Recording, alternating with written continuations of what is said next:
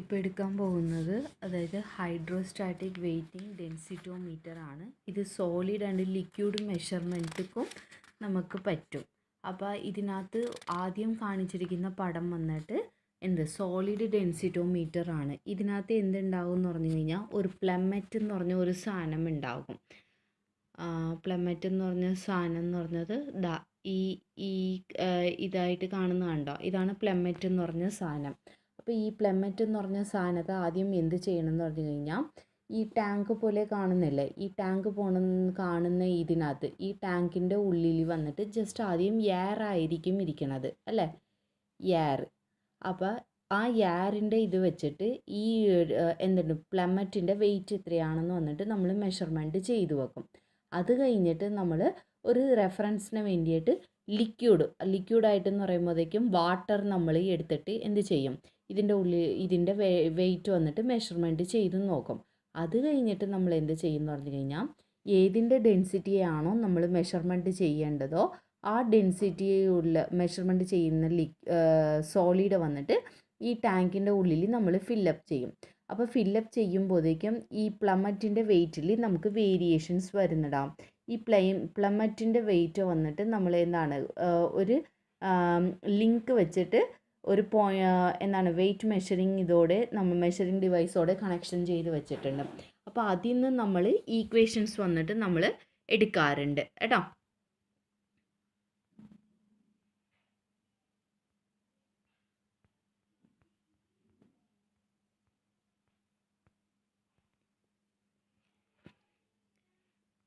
ആ ഒരു ഈക്വേഷനാണ് ഇത് W1 + ρ V - WA എന്ന് പറയുന്നത്. ഇതിൽ W1 എന്ന് പറയുന്നത് എന്താണെന്ന് പറഞ്ഞു കഴിഞ്ഞാൽ, ആ പ്ലമറ്റ് വന്നിട്ട് ഒരു ലിക്വിഡിൽ നമ്മൾ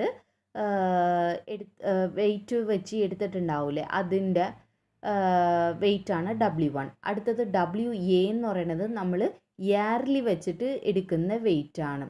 V എന്ന് പറയുന്നത് വോള്യൂം ഓഫ് പ്ലമറ്റ്, അത് എപ്പോഴും നമുക്ക് കോൺസ്റ്റൻ്റ് ആയിരിക്കുമല്ലോ. ഇതിൽ നിന്ന് നമുക്ക് ആണ് അറിയാത്തത്. അപ്പോൾ അതിൽ നിന്ന് നമ്മൾ ഡെൻസിറ്റി ഓഫ് ദ ലിക്വിഡ് എന്താണെന്നുള്ളത് നമുക്ക് മനസ്സിലാക്കി എടുക്കാൻ പറ്റും. അടുത്ത ടൈപ്പ് എന്ന് പറയുന്നതും അത് സോളിഡ് മെഷർമെൻറ്റിക്കല്ല, ലിക്വിഡുക്കും ഗ്യാസ് മെഷർമെൻറ്റിക്കും യൂസ് ചെയ്യാൻ പറ്റും. പക്ഷേ ഈ പ്ലമറ്റ് ടൈപ്പ് വന്നിട്ട് നമുക്ക് സോളിഡ് മെഷർമെൻറ്റിക്ക് മാത്രമേ പറ്റത്തുള്ളൂ. ഈ ടൈപ്പ് വന്നിട്ട്, അതായത് ഇപ്പോൾ കാണിക്കുന്ന പടം, ഇത് വന്നിട്ട് ഗ്യാസ് മെഷർമെൻറ്റിക്കും പറ്റും, ലിക്വിഡ് മെഷർമെൻറ്റിക്കും നമുക്ക് പറ്റും. ഇതിനകത്ത് ഒരു ടേബിൾ പോലത്തെ ഒരു ഷേപ്പിലുള്ള ഒരു ഫ്ലെക്സിബിൾ ആയിട്ടുള്ള ട്യൂബായിരിക്കും. ഇത് ഒരു ബേസിൻ്റെ മേലിൽ വെച്ചിട്ടുണ്ടാകും.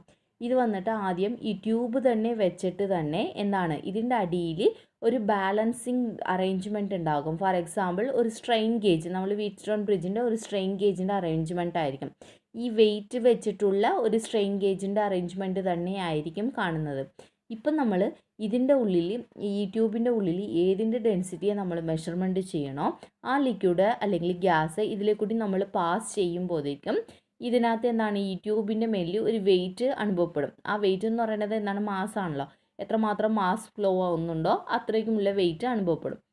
അപ്പോൾ എന്താകും, ആ അടിയിലിരിക്കുന്ന ബേസിൻ്റെ അവിടെ ഇരിക്കുന്ന സ്ട്രെയിൻ ഗേജിൻ്റെ റെസിസ്റ്റൻസിൽ വേരിയേഷൻസ് ആയിട്ട് നമുക്കൊരു ഔട്ട്പുട്ട് വോൾട്ടേജ് വന്നിട്ട് കിട്ടും.